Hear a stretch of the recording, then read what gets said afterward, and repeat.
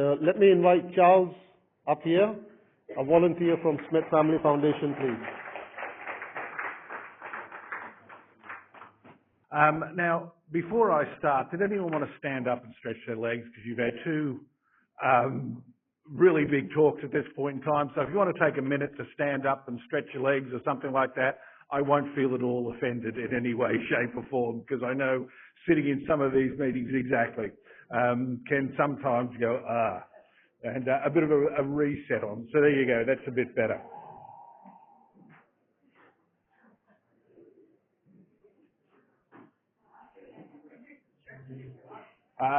No, I am not an aerobics instructor.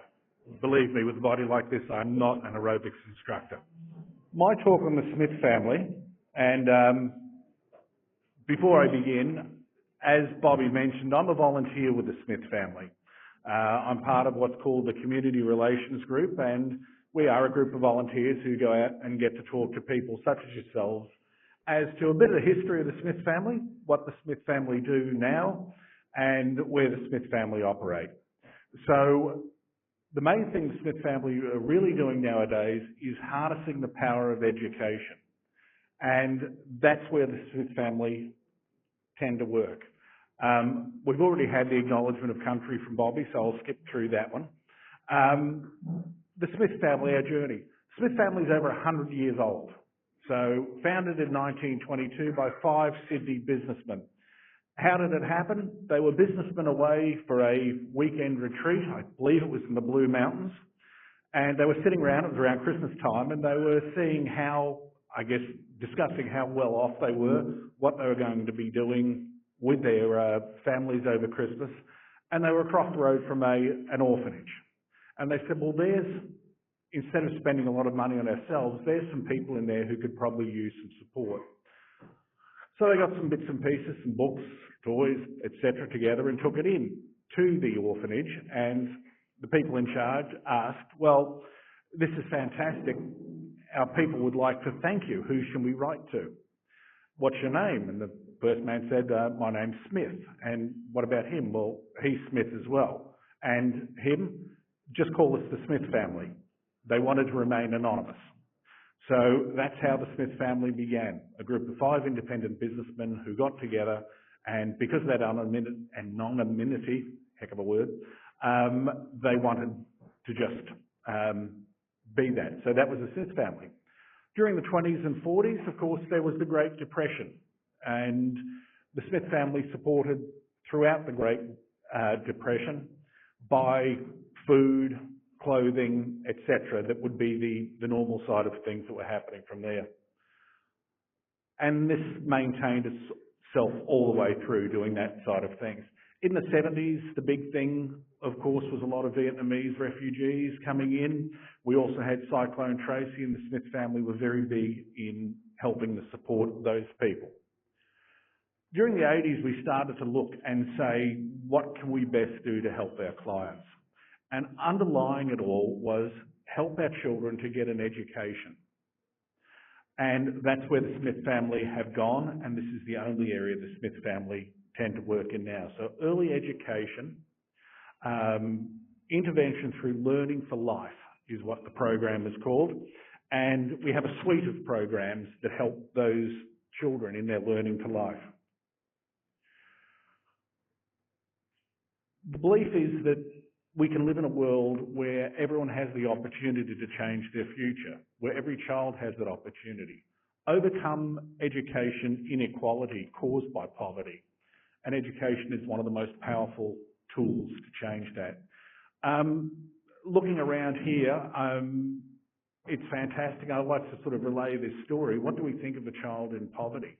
How many children are there in poverty? It's actually about 1 in 6 children in Australia who live in poverty.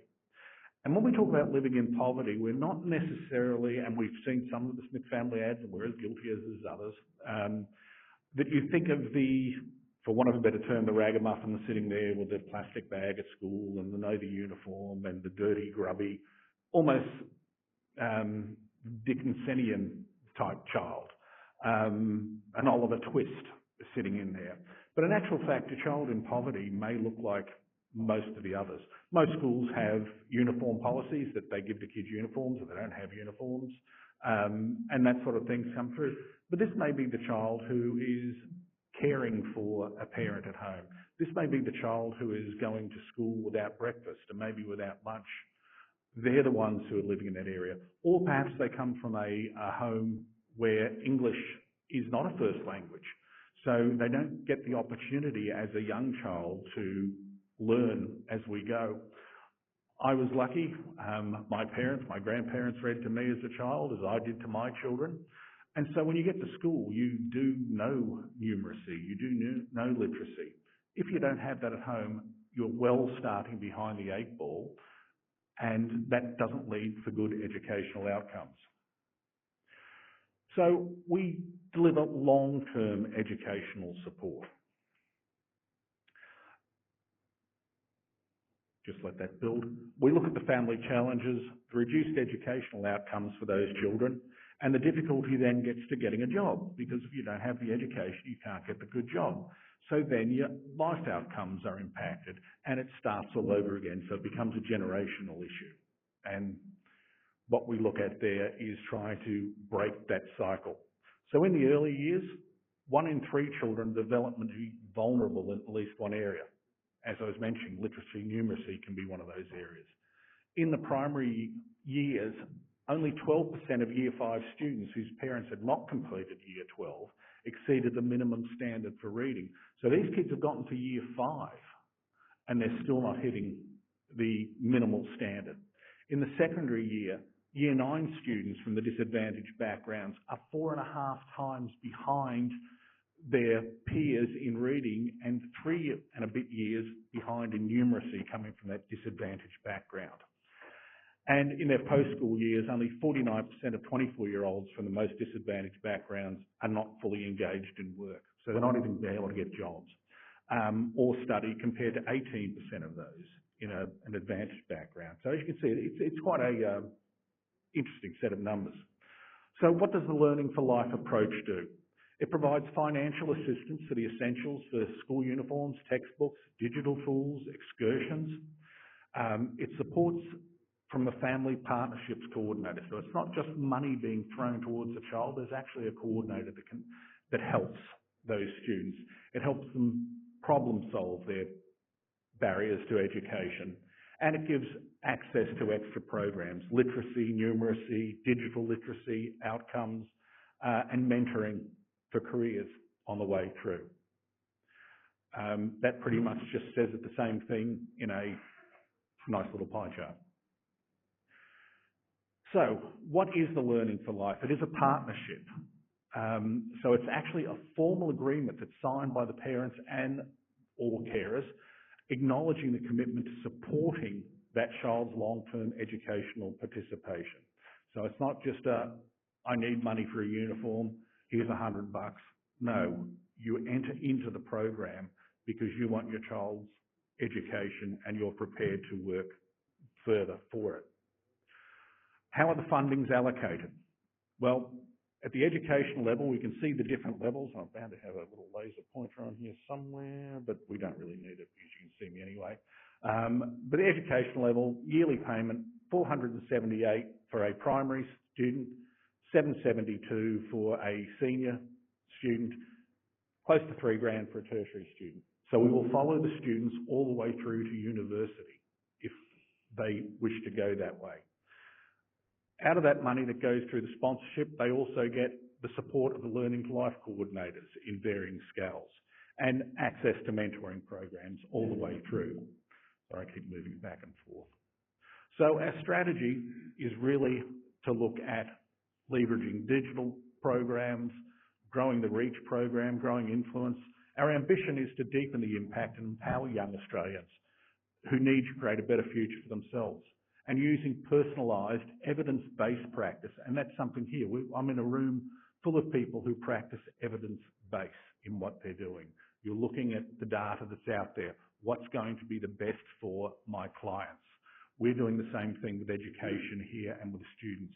What needs to be done? What's going to give the best outcome for those students? The best opportunity to do things. And we obviously want to grow the number of scholarships that are available. We want to go to 100,000 and try and reach 250,000 children and young people with our education programs. I mentioned we track our results. Here are our current results from our 2022-23. The new slide hasn't been printed yet. So we've had 62 close to 63,000 sponsored children.